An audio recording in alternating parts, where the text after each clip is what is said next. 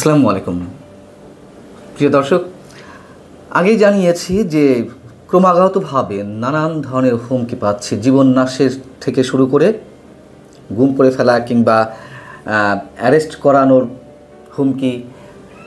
এবার যুদ্ধাপরাধী প্রয়াত গোলাম আজমের পুত্র সাবেক সেনা কর্মকর্তা আবদুল্লাহিল আমান আজমি প্রকাশ্যে থ্রেট দিয়েছেন আমাকে।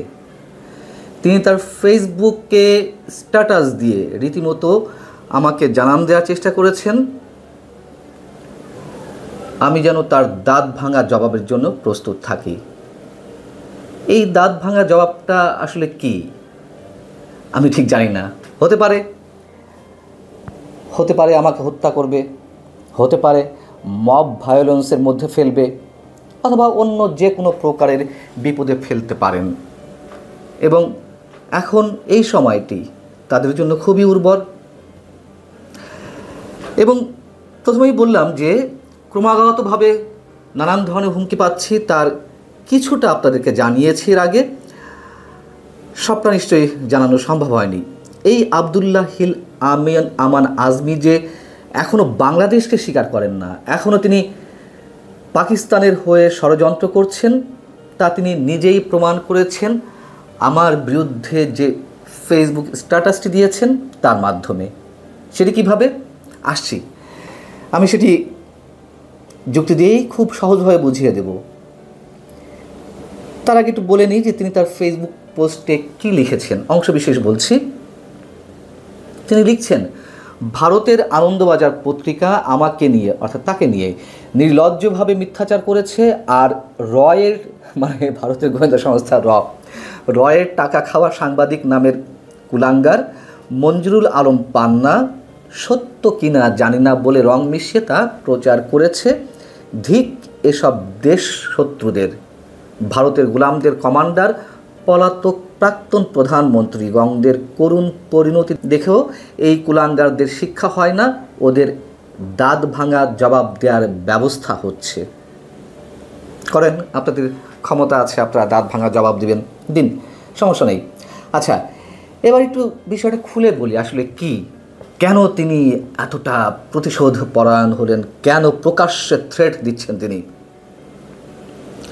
গত 15 আগস্টে এই মানচিত্র চ্যানেলে ভারতের যে আনন্দবাজার পত্রিকার রিপোর্টের কথা তিনি উল্লেখ করেছেন, সেই রিপোর্টের রেফারেন্সে আমি একটি কন্টেন্ট তৈরি করেছিলাম।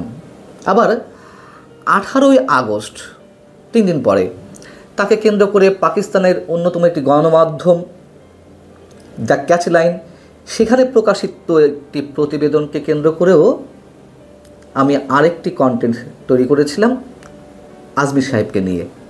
কিন্তু জেনারেল আবদুল্লাহিল আমান আজমি সেই কন্টেন্ট নিয়ে কোনো কথা বলেননি, একটু শব্দটি উচ্চারণ করেননি, শুধু আনন্দবাজারটা নিয়ে আমাকে হুমকি দিয়েছেন। এটাও একটু ব্যাখ্যা করা দরকার।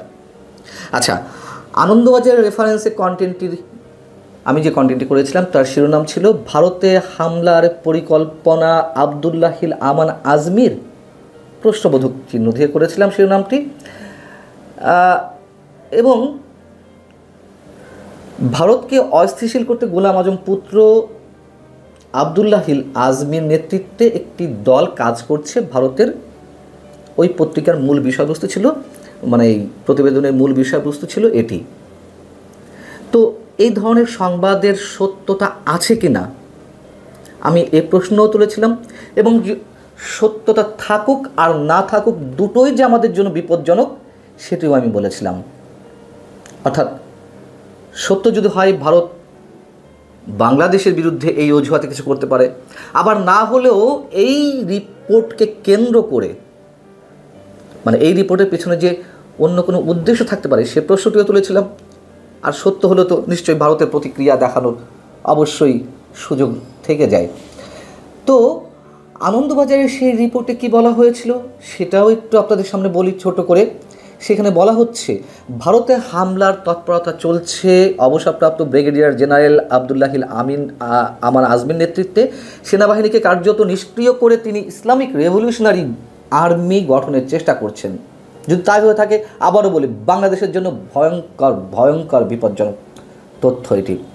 এছাড়া আনসার আল ইসলামের জঙ্গিদের দিয়ে ভারতে হামলা চালানোর জন্য আত্মঘাতী বাহিনী তৈরি করা হচ্ছে। এতে পাকিস্তানের গোয়েন্দা সংস্থা আইএসআই একজন এজেন্ট, যিনি বাংলাদেশ সেনাবাহিনীর একজন অবসরপ্রাপ্ত কর্মকর্তা, তাকে আজমির সহকারী প্রধান হিসেবে নিয়োগ দিয়েছেন এবং আজমির মূলত 3টি লক্ষ্য নিয়ে কাজ করছে। তার অন্যতম একটি হচ্ছে বাংলাদেশ সেনাবাহিনী এবং ডিজিএফআইকে ধ্বংস করে ইসলামিক রিভলিউশনারি আর্মি গঠন করা।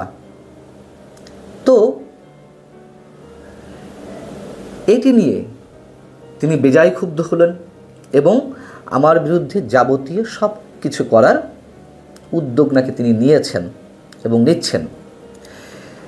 মজার বিষয় হচ্ছে, পরবর্তীতে 18ই আগস্ট আমি যে কন্টেন্টটি তাকে কেন্দ্র করে পাকিস্তানের একটি গণমাধ্যমে যে প্রতিবেদন এলো সেটা রেফারেন্সে করেছি, সেটা নিয়ে তিনি টু শব্দটি করেননি, যেটা বলছিলাম, কারণ সেটি তার ভালো লেগেছে। কোন কথাগুলো ভালো লেগেছে জানেন? উল্লেখ করলেই বুঝতে পারবেন, আপনারা অনেকেই দেখেছেন, তারপরেও আমি চুম্বক অংশটি একটু বলি আপনাদের সামনে। পাকিস্তানের দ্য ক্যাচ লাইনের শিরোনাম ছিল east Pakistan must return, Bangladesh অবশ্যই পূর্ব পাকিস্তানে ফিরে যাবে। এই প্রতিবেদনে জেনারেল আজমিকে বাংলাদেশের সেনাপ্রধান অথবা প্রতিরক্ষা উপদেষ্টা কিংবা জাতীয় নিরাপত্তা উপদেষ্টা করার দাবি জানানো হয়েছে। কেন?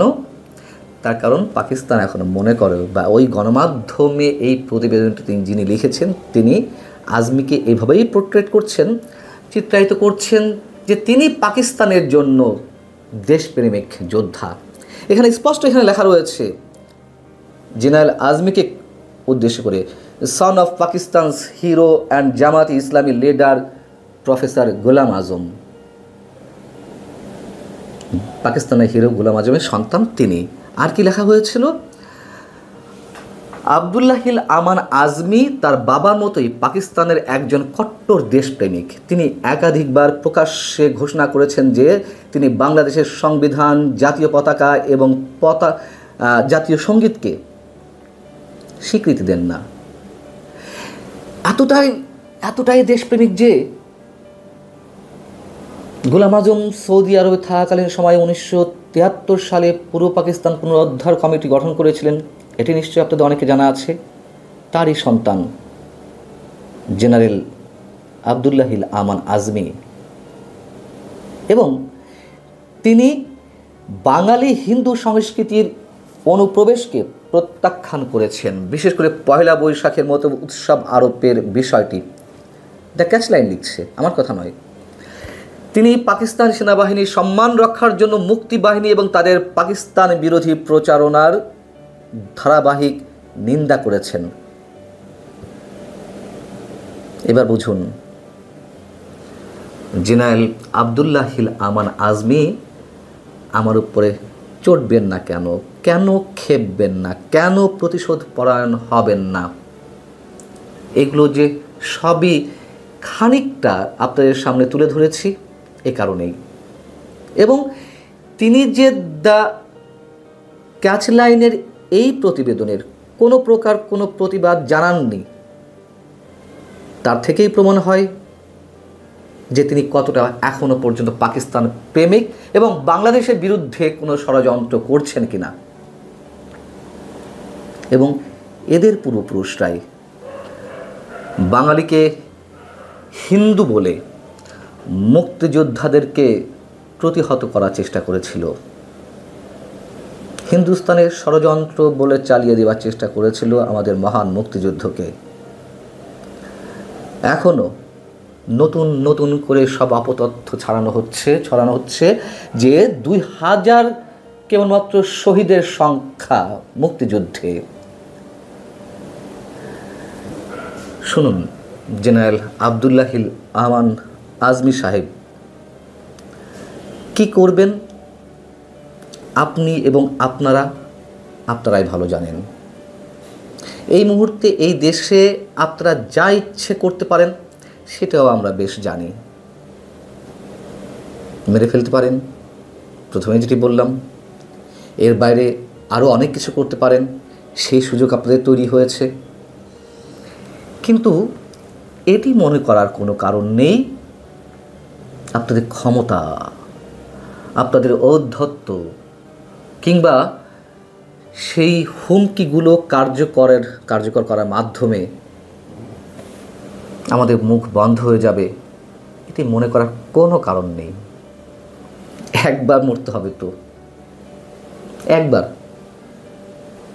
আপনি না মারলেও তো অন্য যে কোনোভাবে মৃত্যু আসতে পারে, তার জন্য আমরা সব সময় প্রস্তুত, যে কোনো মৃত্যুকে গ্রহণ করার জন্য।